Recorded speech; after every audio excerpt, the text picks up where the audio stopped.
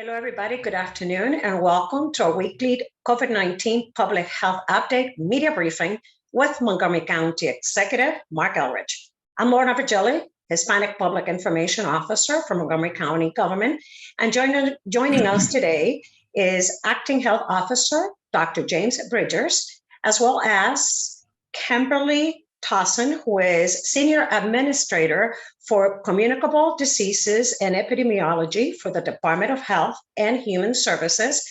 And also our guest today is Matt Losak, Executive Director for the Montgomery County Renters Alliance. Reporters, if you need permission to record, utilize the chat as well for the Q&A presentation of this media briefing. And with that, I'll open it to you. I'll toss it to you, Mr. County Executive. Good afternoon. Good afternoon, and thank you all for joining us again today. Since last week, we've been dealing with unprecedented levels of extremely high temperatures across the United States and over Europe. And the DC area has also experienced these really hot temperatures, and we need our residents to take these heat advisories seriously. The county has cooling centers. As long as it's hot, we'll be continuing to operate these cooling centers, and this is particularly concerned for the elderly and for anybody who's living in apartments that aren't air conditioned. If the temperatures get to be too much, we're able and willing to provide some relief. So do find out where our centers are and what the hours are, and avail yourself of those resources if you're experiencing extreme heat. And I also want to thank those county employees who are doing their jobs outside in the heat. They've continued to do their work. It makes it especially difficult to be working in the temperatures that we've been dealing with. But I just want to let people know that I appreciate the work they're doing in the midst of all this. And I think, this kind of makes the point of where we're going to go next, which is talking about actions that we're taking to address climate change. I'm not sure anybody actually denies that this is happening, but it's pretty clearly happening. And the threat of rising temperatures is not a Montgomery County threat alone, but it involves the entire country and in fact the entire globe. And we have not nationally, internationally acted quickly enough. We've been hearing these warnings for years and years and years.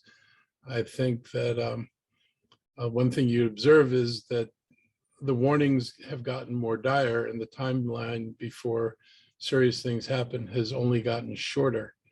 And that original estimates that were made, a decade or two ago are already too optimistic. And so there is an urgency to doing things that will actually reduce greenhouse gas emissions. So this week, the County Council heard discussion for the first time on a plan for new building electrification standards. If passed, the bill is going to enact new laws by 2024. The idea is to get serious about our building energy performance standards, or BEPS as they're called for short, that passed earlier this year. In order to achieve what we wanted to do with building energy performance standards, there have to be guidelines and rules around how buildings will be built and timelines for bringing buildings into compliance. Natural gas would only be allowed in special circumstances with new construction or major renovations when they're being considered. Older technologies would be replaced by things like electric heat pumps, electric water heating equipment, and electric cooking equipment. Making this move makes financial sense. Experts say that energy prices are going to continue to rise because costs are up an average of more than 50%. Coal, natural gas, and crude oil are all costing consumers more compared to 2021. And with the passage of Bill 1322, new electric standards for new buildings will cement energy costs in place, laying a smarter framework for the future. I was proud to join CASA and the Chesapeake Climate Action Network yesterday to rally for this bill on the council steps. We appreciate their support and await the council's decisions in September.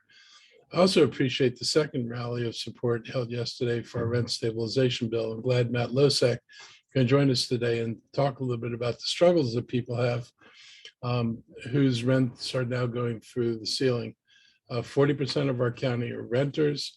We have tens of thousands of people who are earning less than $50,000 a year who are already spending 15–60% of their income on housing. This is an extraordinarily large number of people. And to put it in perspective for folks, if you're making, say, $50,000, the most you're supposed to pay in rent is 30% of your income. That's not the benchmark, that is the high mark. And that works out to about $15,000 a year, which is a little over $1,250 a month.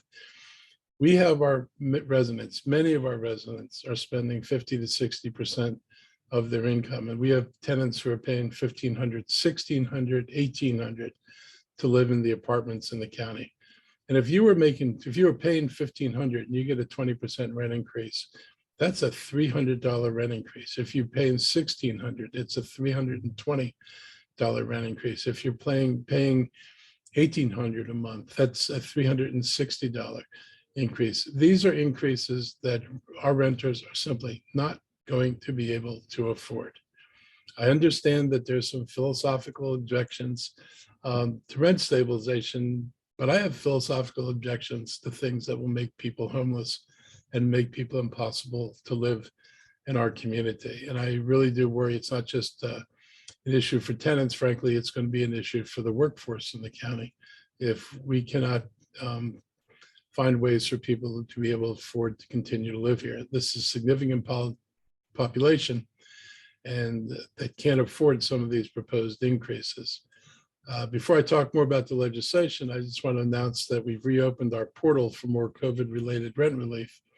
Again, that money is there for COVID-related rent relief. In other words, you have to have lost your job or had your hours reduced because of COVID. It's been almost a month since the window closed on the latest round of rent relief grant money available to those 2 months or more behind in their rent because of a COVID-19 related reason. As expected, there was a rush to get applications in ahead of the June deadline, with 1,157 applications being delivered just under the deadline.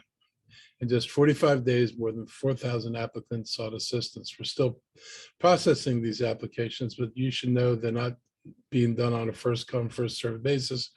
We're still assessing how the best to spend the $25 million available in aid. Sadly, we're seeing some people who didn't apply coming to us with eviction notices, and we're trying to help them as well as we can in part of doing this. But now back to the rent stabilization efforts. This week, the council heard testimony from more than a dozen speakers who talked about the challenges they face if the rent goes up 20%, as some landlords or property managers have indicated they would. Other renters are finding out that after years of living in the same place, their leases will not be renewed. If limits are not put in place, it threatens to destabilize families. My proposal would set limits for rent increases at 4.4% for 6 months. That would give us time to work on a more permanent solution, a rent stabilization bill that addresses the greatest need and would not impact on the construction of new housing. And I believe such a bill can be constructed. I know the District of Columbia has a rent stabilization bill that has some model provisions in it we'd like to look at.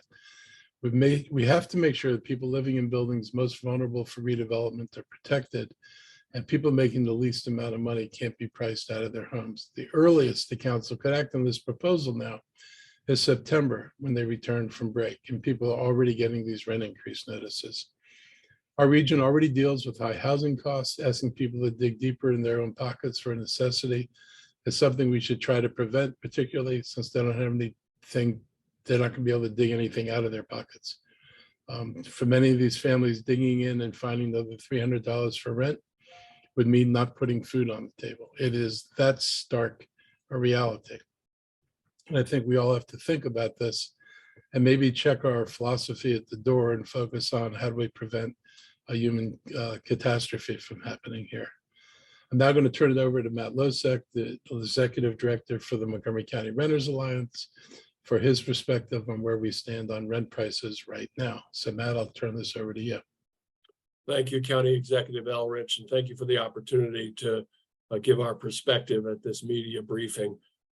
We are going to see, because the council did not act, the forced migration of working families and low-income families from Montgomery County if the council does not enact this bill.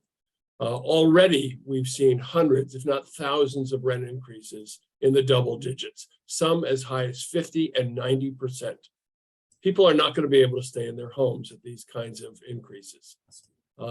As the county executive pointed out, it's not just low-income families, it's across the economic spectrum. Renters cannot pay these kinds of rent increases over the long haul. Some may be able to eke it out for a year at 10 or 20% rent increase, but they're not going to be able to stay for the long term. So what does this mean? What does housing instability mean? What is the cost? Well, not only are we going to see rising healthcare costs and safety net costs and increased homelessness, but we're also going to see increased spikes in crime. We're going to see a lack of academic achievement by children who have to move from school to school. These are critical social welfare aspects that we need to look at if we don't act. Right now, most renewals take place in the late spring and summer. When the earlier emergency rent cap bill expired May 15th, we saw an avalanche of renewals taking place across the county because that's when people move, that's when people move in. So renewals, the bulk of them are occurring right now. But because the council did not act to pass this legislation, which was very balanced and very reasonable, we saw a wild west of rent increases. So because rent renewals have to be 90 days prospective, all of those rent increases needed to be protected by the rent legislation bill, or they're going to go into effect permanently. So we're going to see a large number of people who are going to be forced out of their homes because of these rent increases, no matter what happens in September. So unfortunately, we are concerned that the council really neglected a huge number of people in Montgomery County, and it was a dereliction of duty. We do believe that landlords should have a reasonable return on their investment. We have no problem with a landlord making a reasonable profit. We have no problem with a landlord being responsible and raising rents to keep up with their overhead. But that's not what we're seeing. The double-digit rent increases are not about keeping up with inflation and overhead. They're about profit gouging. What we're seeing is that the market, the high demand market in Montgomery County and our region in general, and in other parts of the country, is so high that the market allows for landlords, irresponsible landlords, to raise rents astronomically. Skyrocketing rents are a profit gouge. They are not something about landlords trying to keep up with expenses. We heard last night from the small landlord association, portraying the issue out there as mom and pop landlords struggling to keep up. But we have to realize that rent includes profit. It includes obviously maintenance and overhead expenses from a landlord, but the initial rent should include, by any landlord who knows how to do basic math, should include a margin of profit. Then we expect them to keep up with expenses. The county executive's bill at 4.4% is 4 points higher than the CPI provided by the voluntary rent increase guidelines, which is now 0.4%. It was a balanced bill with an intention to allow landlords to keep up with these rising inflation expenses, but also not allowing gouging to take place, which is what we're seeing everywhere. So we are deeply concerned, as again, we are concerned that there's going to be a forced migration of working families and low-income families. We also know that the council and the county executive's office have put a high emphasis on advancing racial equity. We know that the impacts of these kinds of double-digit increases will have the greatest impact on people of color, widening our racial divide and increasing more stress and strife in our communities. Well, stable, affordable housing means better community welfare, community prosperity, community health. And unfortunately, so far, the council has failed to act on that and failed to act on its commitment to the people of Montgomery County. We hope that'll change. We urge it to change as soon as possible. Otherwise, I don't know where people are going to go. Thank you, Mr. Thank you, Matt. Thank you, Matt, for your comments. I just want to double down on, the school impact. If we start looking at higher mobility rates, if people get into the routine of having to move every year, in order to find the lowest rent they can afford. This really has an impact on education. It has an impact on school. And it's not something that we can just brush aside and say it's not attached to the rent issue. It's pretty closely attached to the rent issue. So I do think, as a former teacher, that we need to be aware of what the impacts are of our policies. And I know that some of the council members feel that they had an agreement that the last time they raised this, they extended the time frame. It was going to be the last time they extended the time frame. And I would just ask them to consider that the circumstances changed. None of us were looking at hyperinflation. Inflation had been relatively tame for a very long period of time. And suddenly that has changed, and it's having an immediate impact, a sudden impact on the tenants as well. And so whatever decision we made in the context of the conditions that existed when the last extension was made, those aren't the conditions today. And we should be willing to rethink what we did based on the changing circumstances. So I hope the council can think about a way to deal with this and talk about some ways to address what some of their concerns might be, to make sure that we provide the most protection to the people who are most vulnerable. So meanwhile, back at the COVID update. Mr. County Yeah. Executive, allow me to interrupt you for a second. We would like to open the Q&A portion of the presentation regarding the legislation and renters issues. All other topics, we'll cover them after the COVID-19 update. So members of the media, does anybody have any questions for the County Executive and or Mr. Lozak regarding the legislation and or renters issues? Yeah, Ali Schweitzer with WAMU. I have a question for the executive. Thank you, Ali. Good afternoon. Thank you. I was just speaking this morning with Council President Gabe Albornoz, and he was telling me his side of things when it came to the rent stabilization bill. And his answers to my questions were, they kind of hewed closely to political issues, but I want you to respond to one thing he said. He said that with regard to the expedited bill, he said the county executive, quote, announced this extension within the context of a political debate, not having spoken to the council or anyone really. He seemed to be shooting from the hip, end quote. So it sounds like he's saying that the rent, that you were aware that there was not enough support on the council for this to pass, but introduced it anyway. Could you respond to that? It's kind of a bizarre comment. I've been a long supporter of this and questioned whether or not it was going to be wise to end any number of things, including our own rent support programs, because the need is still far too great out there. For example, in our own rent support programs, because the limited amount of money we've had, and we've had an enormous amount of money, and yet it's limited. We've been basically held to helping people who were in arrears, whose incomes were below 50% of area median income. We haven't even scratched all the folks who haven't been able to pay rent, but have higher incomes. I didn't say this in the context of a political thing. I've been talking about this problem and well aware of it as we saw the inflation rates rising.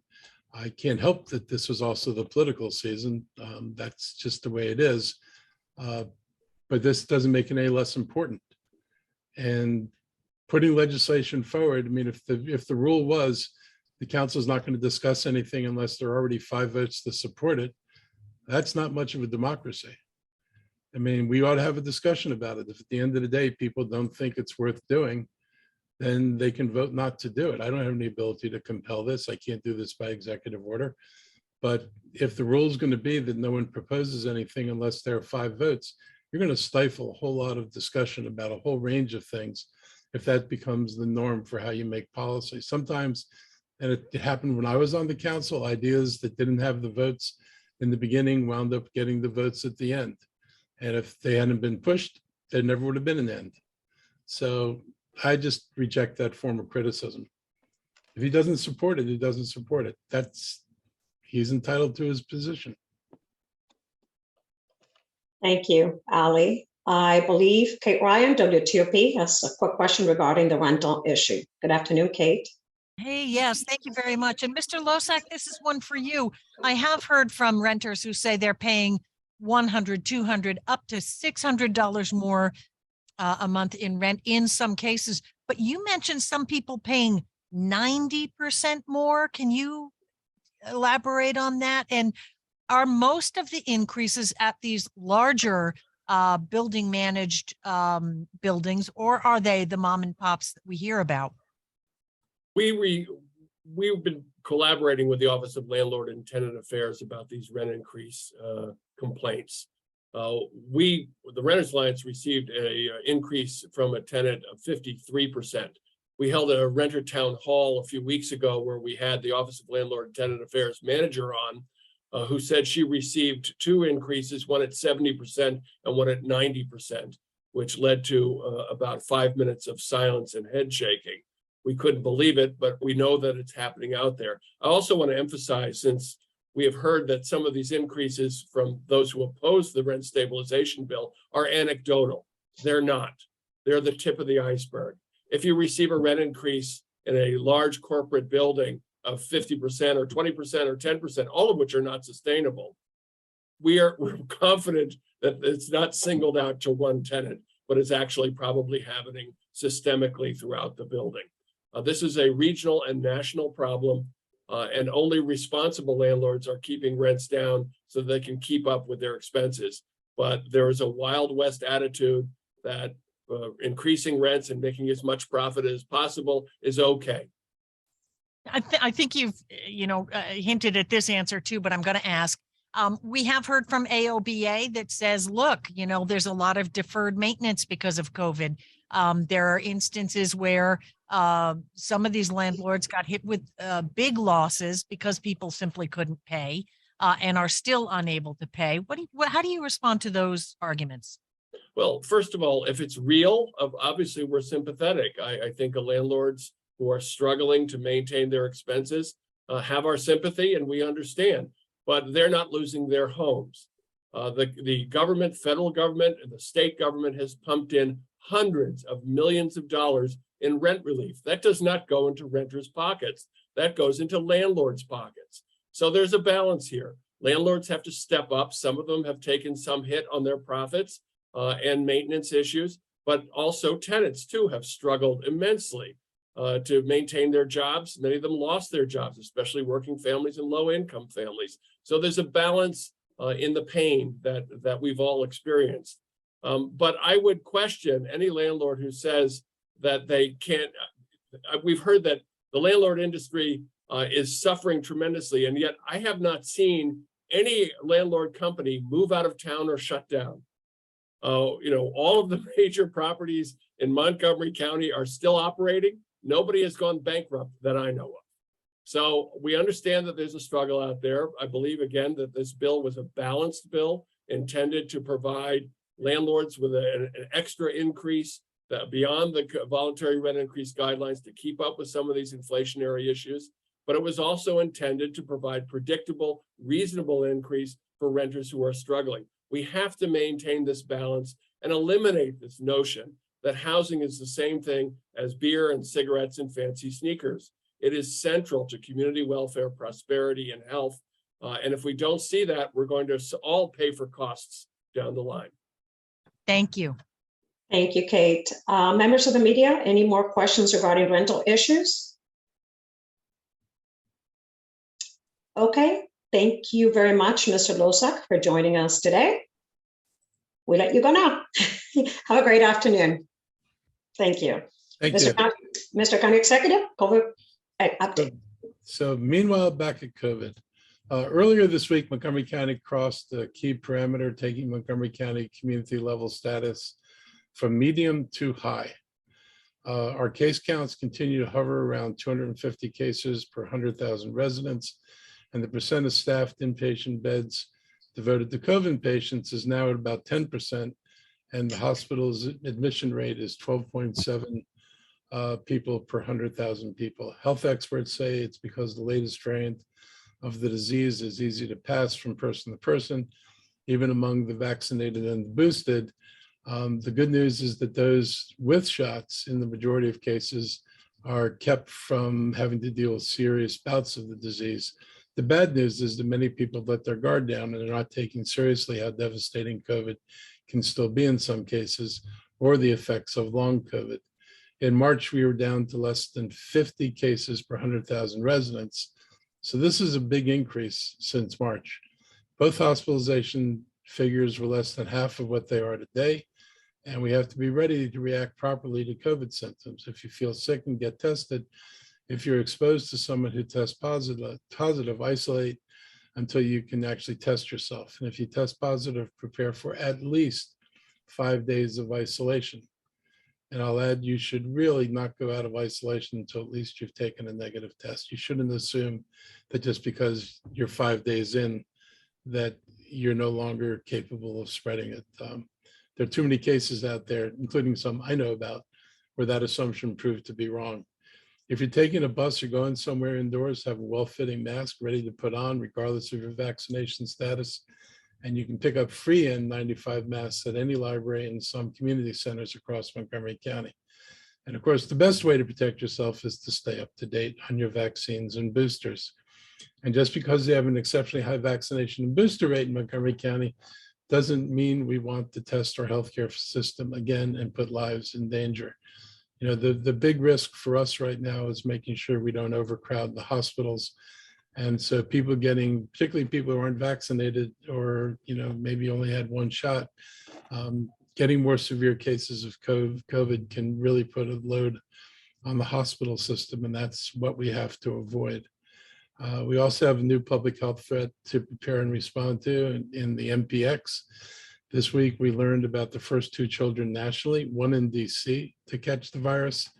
And so with that, let me welcome Dr. James Bridgers to take us deeper into this week's Pulse Report, and Kimberly Townsend, Senior Administrator for Communicable Diseases and Epidemiology, to talk about our Mpx response, which we've been preparing for since May. Thank you, Mr. County Executive. Happy to join you again on your weekly press conference. Let me just share some additional data to the information regarding our ongoing COVID response. And let me just stop the subtitles here. And so as you indicated, we do have yet another variant. It's BA.5. That's the predominant variant in this region. We've been tracking it since it was first sequenced over internationally. We spoke about this on many of your weekly conferences. And so we continue to track that. But there's yet another variant of concern out there, the BA.2.75, which is a variant of concern that the Centers for Disease Control and Prevention is tracking now. And so, as you indicated before, after Omicron, we've seen these wavelets and we've seen these increases, and we've continued to implement those layered preventative measures. And I had some additional data points regarding that as well. But COVID is still here, as you continuously advise the media and the public, and we should continue to plan for it as we continue to plan for any virus or any illness. And mild COVID is still COVID. If individuals are sick, if they experience congestion, runny nose, a fever, and they test positive, they should isolate according to CDC's definition of their isolation and quarantine, and test often. And so similarly, we continue to track all the variants, both nationally and internationally, and we continue to look at those data points and trends as we often see increases in elevation in cases in the Northeast region, and then the Western region of the country, and then the Mid-East region 3 as we continue to monitor. And all of those data points are consistently trending according to that average, but the cases still exist. And we know that there are unreported cases, as you indicated, in the community, either rapid tests or individuals feel sick and they just continue to isolate, but COVID is still in the community. And so our numbers speak as such, and we continue to implement those measures and provide educations and make our COVID information portal more robust. We have yet another tool and resources in place where we will indicate those high levels, and we will have those CDC layer preventative measures regarding community transmission levels, low, medium, and high. And we are in high category now because of the number of cases. Now, should we fall below that 200 cases per 100,000 threshold, we will change our narrative information accordingly. But this is an additive process. It's not that we're in high and then we go back to low. It's not the off ramp and on ramp we saw early on with Omicron. Again, COVID is here, and we need to continue to shape our behavior accordingly when our community levels change from low, medium to high. And this is just some additional narrative regarding what to do, wear well-fitted masks. If you're immunocompromised, of course, consult your primary care physician. And if you're in close contacts, the CDC further recommends that you consider setting specific recommendations, preventative strategies, which you have asked your public health team to do. We had have ongoing conversations with our congregate spaces, our correctional facilities, our homeless shelters, our assisted living facilities to assess the level of infection rates in those areas and may require more preventative measures such as more frequency in testing, more monitoring, more surveillance screening and access as we saw early on. And so we continue to look at the data, not only those reinfection rates, those post-infection rates, but where those data points lie. We continue to see that many of those infection points come in the age group of those who are 18 to 64. And we continue to look at those reinfection rates as we have conversations with our great community partners and our community hospitals based on the numbers when we look at those thresholds to assess whether or not they're occupational bed challenges, whether or not they're respiratory therapist challenges, whether or not they're challenges with their nursing staff as well. Now, although our hospitalization of positive cases indicate that we have 131, it may be slightly higher than that, but we have 60 patients who are currently hospitalized at our alternative care site, which includes our monoclonal antibody treatment site. And this is a regional snapshot based on the Montgomery County and Prince George's Hospital. Again, many of these individuals who present in our emergency department may come in with a fever, or they may not know that they are positive and they test positive as a result of being assessed and triaged for other illnesses. As you indicated, Mr. County Executive, our death rates aren't as high as they were back in January because we have a high vaccination rate, I presume, but there's still individuals who are hospitalized and who continue to die because they are unvaccinated. And so we've worked very aggressively, proactively with our communication teams to have ongoing vaccination clinics throughout the summer. We know fall is coming. We have other measures and resources and tools that I will speak to in a minute, but our vaccination rate is lower than we would want it to be in public health, and we need to get our vaccination rate. So those individuals, we have a very proactive campaign to not only get individuals vaccinated with their primary series, but get boosted if and when they become eligible. Our test sites are slightly lower than in previous weeks, and so we continue to maintain those fixed sites. Our positivity rate is higher than what the state is indicating as far as around 8%, but we know that most of the results that are coming back through our labs and our sequence, we know that those individual positivity rates. So there's community level transmission that is high previously, as we articulated prior to transitioning to CDC's community level monitor. But we use both community transmission rates and community levels to assess the severity and transmission rate in our county. And so we've administered just over 2,000 tests and about 1,500 doses last week, and we continue to encourage our great countyans to come and get vaccinated and or tested if they travel to other areas that may have medium or high community levels. If they travel internationally or to other points of interest, then they get tested.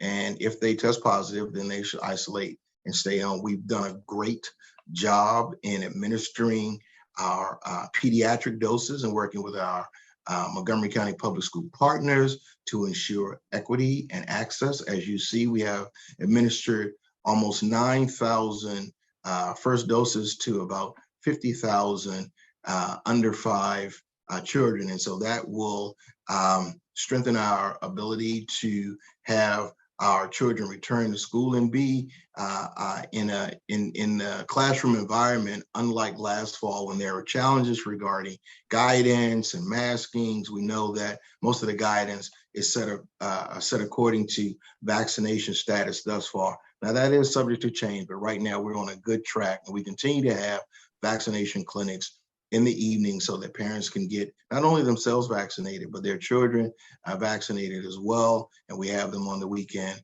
as well. Here's a snapshot of where those pediatric vaccines have been provided. Unlike the 5 to 11-year-old vaccines, most of those doses were administered in the county through the public health system. But now we have our physician offices, our urgent care, our hospitals, and other community partners administering those doses to increase our capacity and capability to get those who are still unvaccinated vaccinated. This is just a snapshot of some of those upcoming county and toddler vaccine clinics that we have starting this week and going into next week, which will be posted later on in the week. Lastly, a couple of final points. We know that Novavax received authorization regarding its use. We haven't seen or received Novavax in the county. We will have that protein-based vaccine available. It is not and has not been approved as a booster. So individuals who will come in, they will either get the Pfizer, Moderna, or the Novavax vaccine as a primary series and not a booster. There are other places, and I've listed them here for availability for the public to have access to the Novavax vaccine once it's being distributed in the county. And then lastly, we have a meeting next week. I've been talking about the resources coming in, thinking of the fall and our capability to assess wastewater surveillance. And we have a kickoff meeting to look at the scope and work of doing that. That will be a nice piece to look at community level transmissions to see where those pockets are in those areas using census data and zip code data to provide education and have an early warning system as we may anticipate fall spikes. Now, lastly, before turning it over to Ms. Townsend, who is our Senior Administrator for Communicable Disease and Epidemiology, who will give us an update on our Mpx surveillance. In our efforts to destigmatize monkeypox, we have repeatedly, and you will hear us repeatedly use Mpx because we know that Mpx can be transmitted through other modalities, although it principally has affected at-risk individuals. But we will continuously, in an effort to destigmatize monkeypox, use Mpx surveillance. I'll stop there and turn it over to Ms. Townsend, who will give you an update on our Mpx strategy. As Mr. Elrich indicated, we've been monitoring this and providing updates regarding this now World Health Public Challenge since May. Thank you, Dr. Bridgers. Thank you, Mr. County Executive. Just like to mention about surveillance that currently the Maryland Department of Health is maintaining records of cases and investigations across the state of Maryland.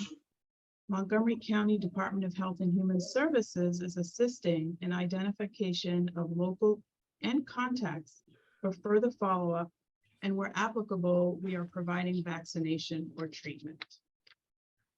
We have seen an increase in cases nationwide. In the state of Maryland, as of yesterday, there are 91 cases of Mpx, and this is an increase of 20 cases as compared to last week. As Dr. Bridgers mentioned and Mr. County Executive mentioned, back in May, Montgomery County sent out a public health advisory regarding Mpx. We started working on our plan on how to address this issue, specifically looking at ways that we can increase capacity so that we're able to provide screening assessments as well as vaccination to community members.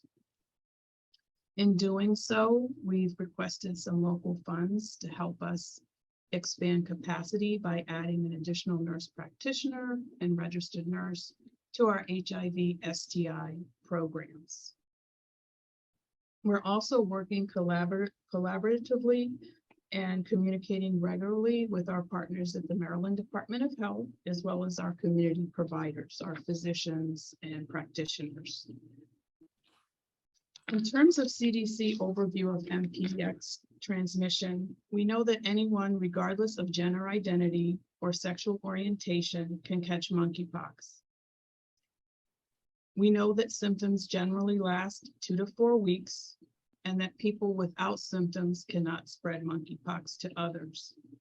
We also know that there is post-exposure vaccination, and it is recommended for cases that are quickly identified.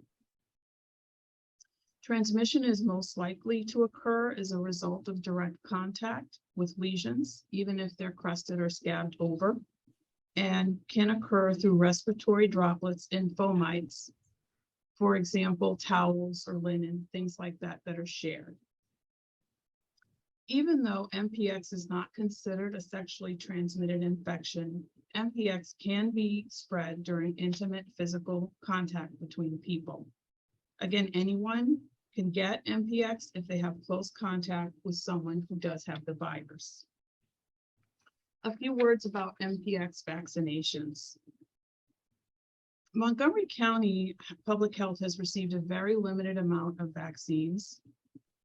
We are hoping, or we're expecting to expand in the upcoming weeks and months in terms of what we will receive from the Maryland Department of Health.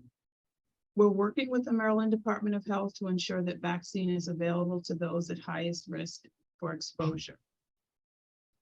Therefore, currently vaccination is limited to known contacts who are identified by public health via case investigation, contact tracing, and risk exposure assessment. We are also providing vaccination to those who are presumed contacts and meet the following criteria.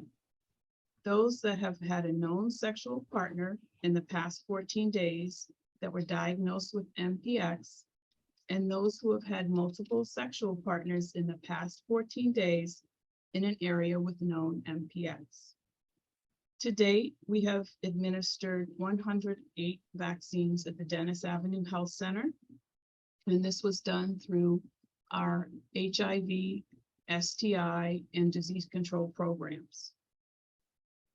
We also have scheduled approximately 50 appointments, which means we have used or accounted for at least half or just over half of the vaccine that we have been allocated from the Maryland Department of Health.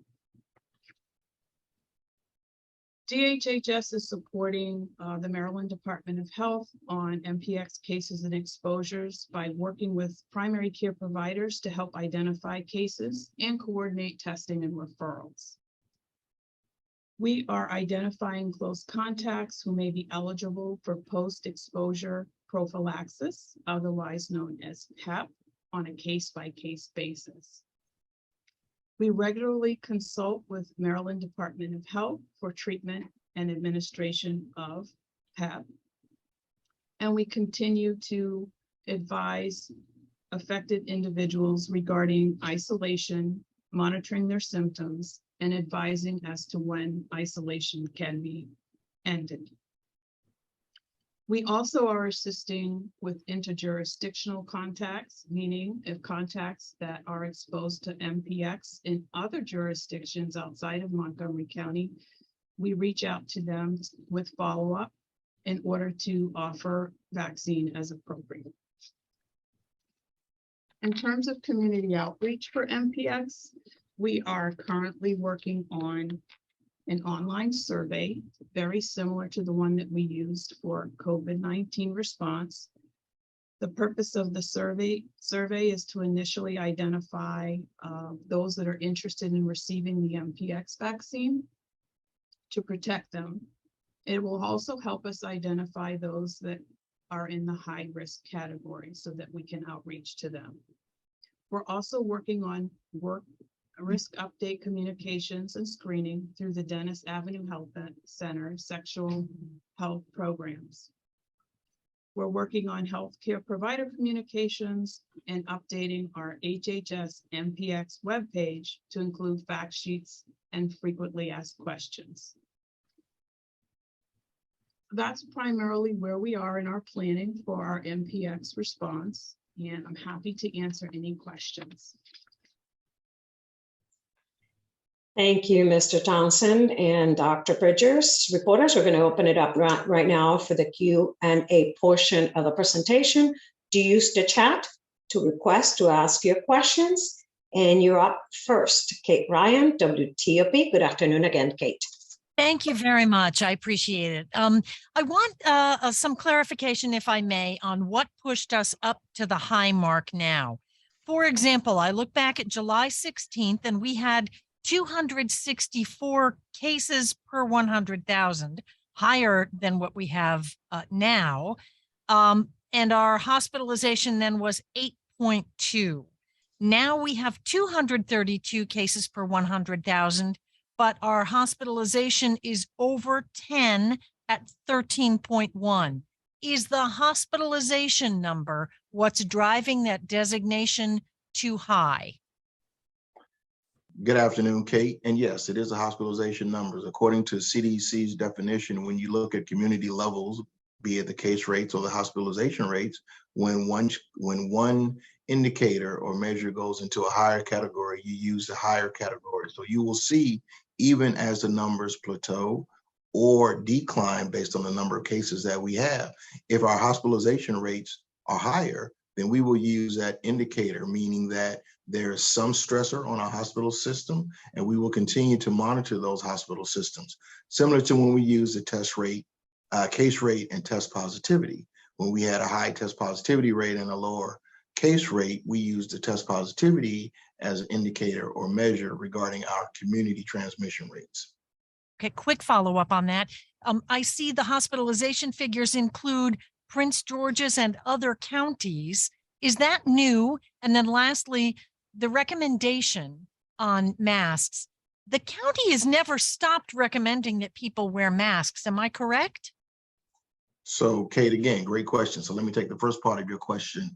No, it's not new. It's an aggregate total of the Montgomery County Prince George's hospital systems. And so we've used that number. Now, we have the numbers based on the ICU and acute care beds for those 6 Montgomery County hospitals, and we monitor those daily as part of our emergency preparedness and response, which includes the number of individuals that present at our emergency departments. And so we use those numbers to represent, but it is an indication of the hospitalization rate. In addition to the number of acute care patients that may receive care at our Washington Adventist Tacoma Park station, which has traditionally been our monoclonal antibody treatment. So it may be 70 across the 6 hospitals, and it may be 60 in the acute system, which gives us the number. So that's how we've been managing and monitoring the data. And then the mask recommendation has never really gone away. In those cases where we have lower or medium transmission rates, there are protective measures, individual and congregate measures as defined by the CDC that we present and we indicate to the general public. We know that when there are higher cases, there are more layer preventative measures that we need to do. In addition to mask wearing, washing hands for more than 20 seconds, maintaining well-ventilated spaces, wearing masks in congregate spaces. If you are immunocompromised, wear a well-fitted mask. Check with your primary care physician regarding any other layer preventative measures. So it hasn't gone away and it won't go away. It's just in those times, and you mentioned some metrics. So back in May, we were close to that 200 level threshold and it decreased. On July 8th, we were closer to that 200 level threshold, and it increased, went down, and we were seeing wavelets. We've had 5 subvariants of the Omicron variant, 5 sublineages. And so this variant is highly transmissible. So folks may present with fever, they may enter the hospital with other illnesses and test positive and be treated and released, but we still continue to track those metrics because it may have some indication or some stress on the system that we realized during the Omicron variant spike. Thank you very much. I'll defer to other reporters. Thank you, Kate. Good afternoon, Kevin Lewis, ABC7 News. Hi, good afternoon to you. County Executive Elrich, I had questions on two separate topics. The first, multiple police sources are telling me there's an active internal investigation ongoing into an officer amid allegations that he was stealing narcotics from the evidence room. Have you heard anything about this? No, they haven't raised that with me. Is that something that I reached out to numerous law enforcement sources yesterday and everyone said that is the rumor going through the department right now. And everyone in the inner circle has been told they need to sign non-disclosure agreements. But that what I've been told is that the department is trying to handle this outside of court under rehab drug addiction as opposed to criminal prosecution. So this is all interesting things I will follow up on. This is all new to me. Okay. And so I don't know enough about it to comment whether it's appropriate for rehabilitation or whether it's a serious crime. Okay. I've heard everything from this was a one-time incident to that this was an ongoing situation. But anyhow, I just wanted to reach out to you. Second to that, on a totally unrelated matter, I received some information that people within your office are at the ballot count in Germantown, and questions as to if those county employees were on the clock or if they were taking personal time in doing that work. They're in personal time. Okay. And the names that were provided to me were Debbie Spielberg and Dale Tibbetts. So those are individuals that are using personal time. Yep. Is there any? Everybody knows the rule pretty clearly. What is the rule exactly on that? You can't do anything political on work time, period. So if you're there, obviously you're monitoring a ballot and you're doing it for a campaign. You cannot be on the clock for the government, period. Are they re-election staffers, or are they just doing this on a volunteer basis? It's a volunteer basis. Last time we had people, we had folks who monitored the counts and they're experienced, and so they're monitoring counts, but it's totally normal. Okay, cool. And on the first issue, I'll circle back up with you guys on that as I try and get more information myself. You know how to find me, so if you shoot me a note with whatever details you have, it'll help me dig into it.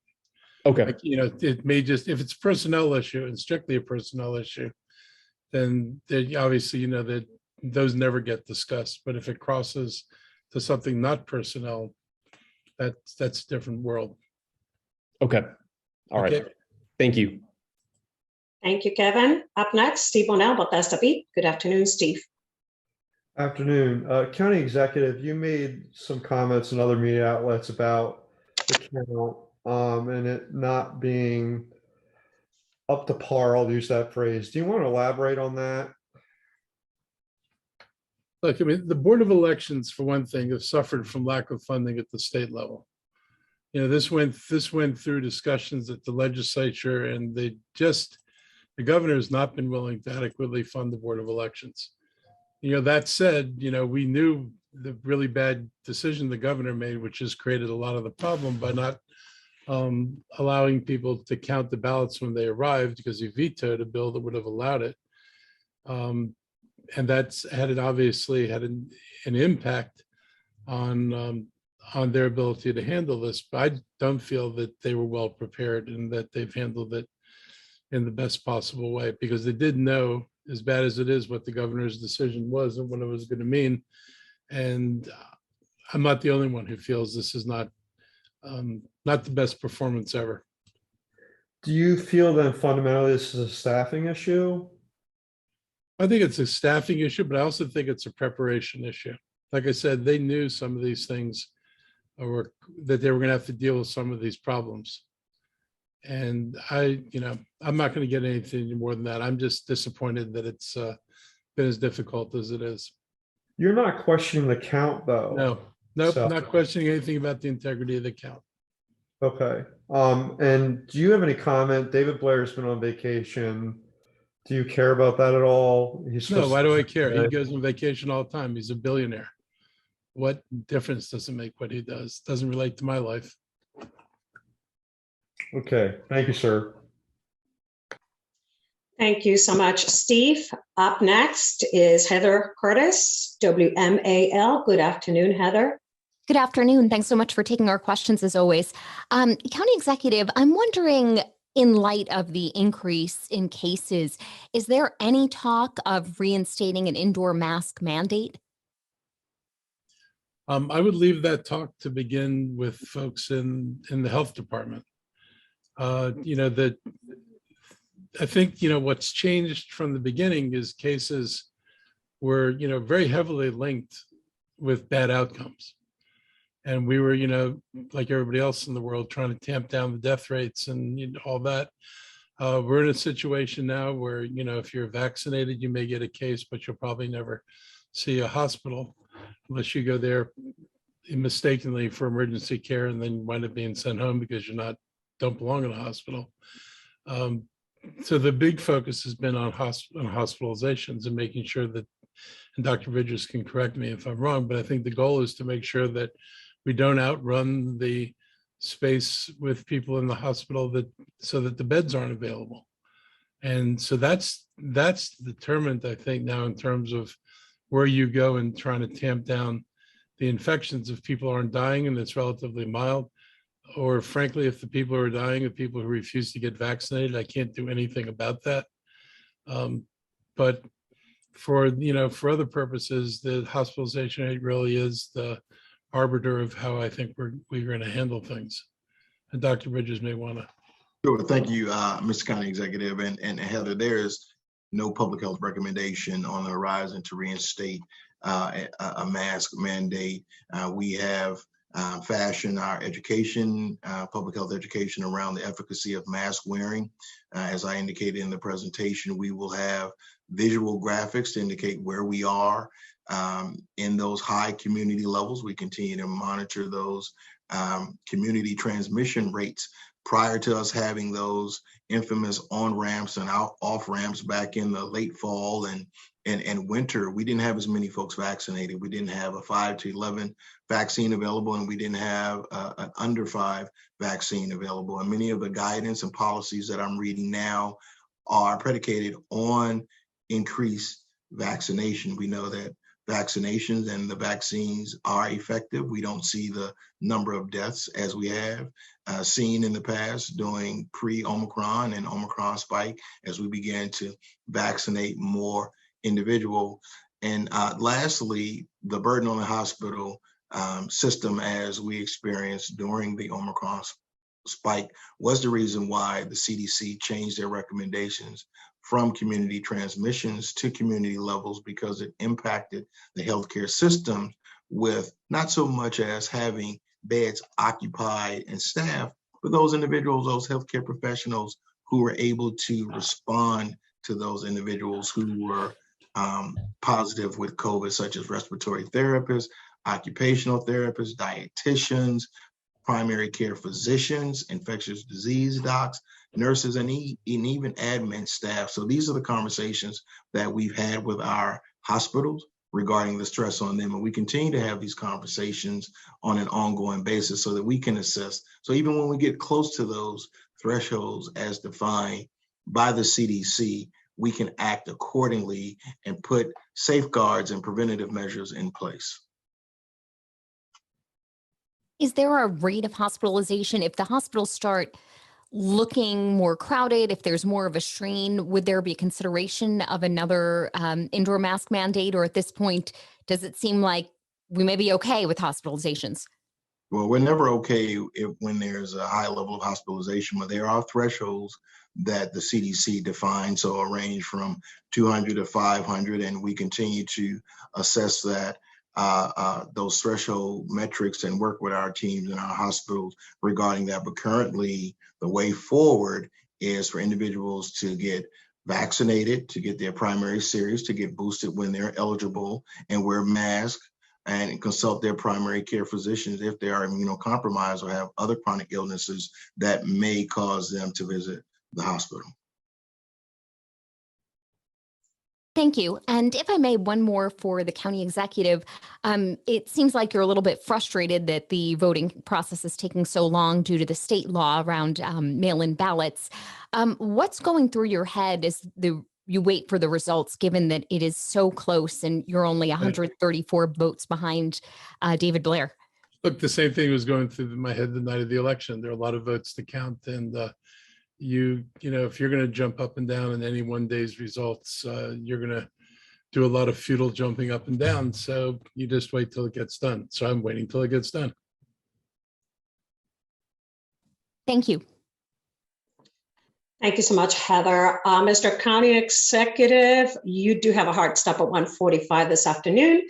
So let's move forward now with Darcy Spencer from NBC4. Good afternoon, Darcy. Good afternoon.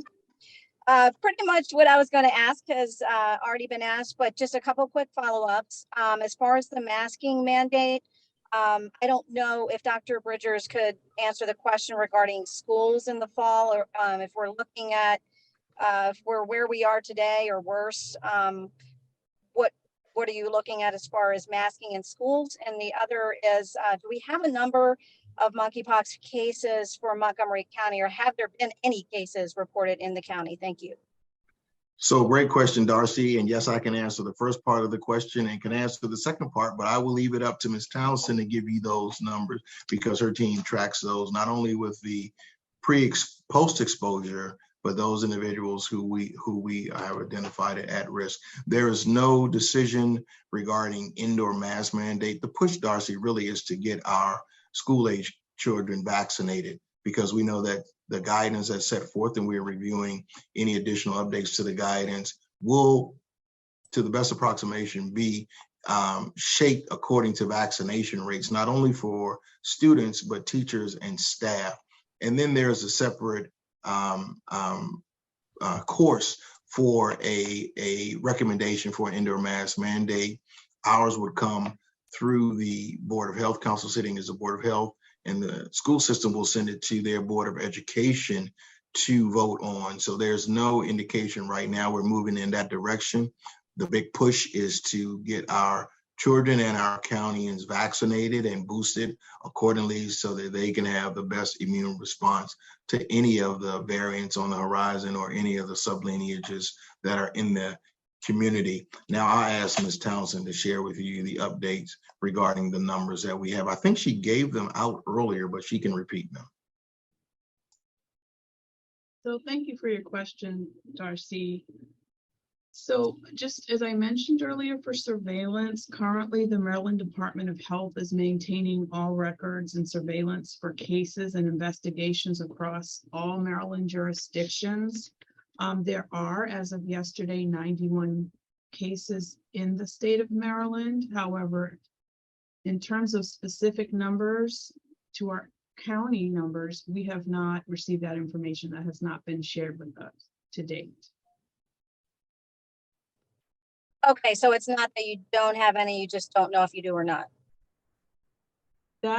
Those numbers haven't been shared with us yet. The way that we're supporting the Maryland Department of Health at this time is we are following up with contacts that are referred to us, meaning people that have been exposed to Mpx and need assessment and screening and possibly vaccination.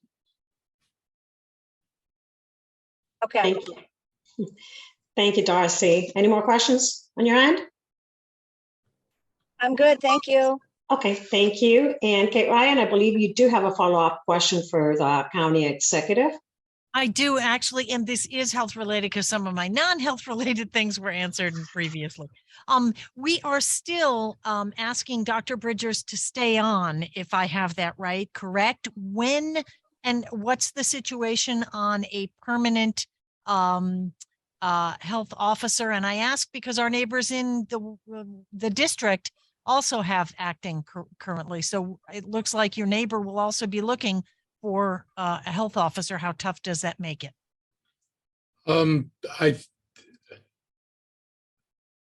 I guess if I don't know whether Dr. Bridgers wants to handle that, but I'll say we're looking at a different way of doing this in terms of what the requalifications of the health officer would be, and if we pursue that, that would make this process probably a tad easier. Meaning that Dr. Bridgers could come on as health officer?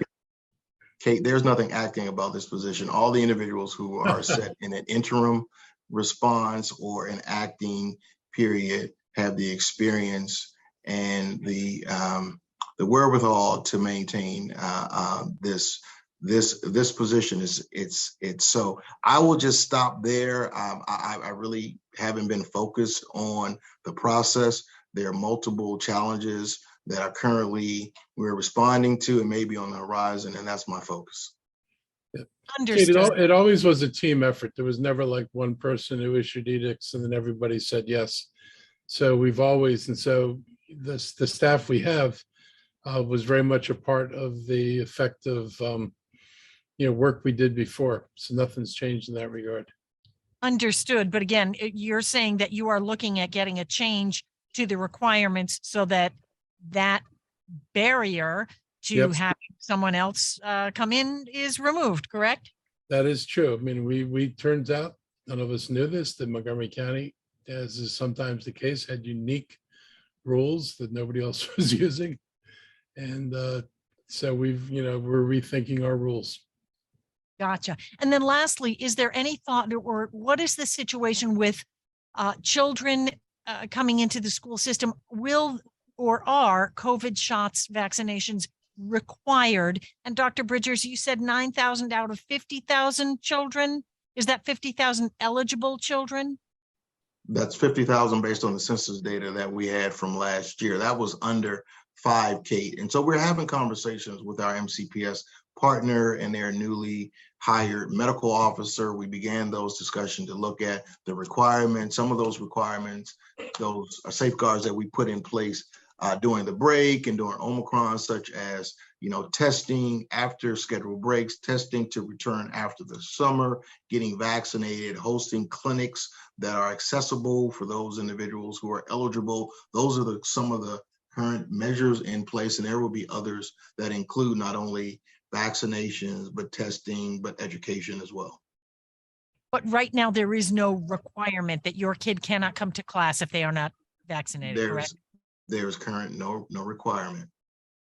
Thank you. I appreciate it. I know it seems sometimes like, are they listening to the answers? But we always like to be absolutely sure. That's okay. There are currently no requirements, but that doesn't mean that there aren't requirements prior to school actually opening. We are going through the guidance now and looking at the guidance that's set forth, not only by CDC, who hasn't updated any K through 12 or child care recommendations, or the state, who recently drafted and presented some guidance. So we're looking at all that now, and we're shaping the guidance based on the data and lessons learned from the fall and last school year to make it more robust and earnest and keep our kids in school.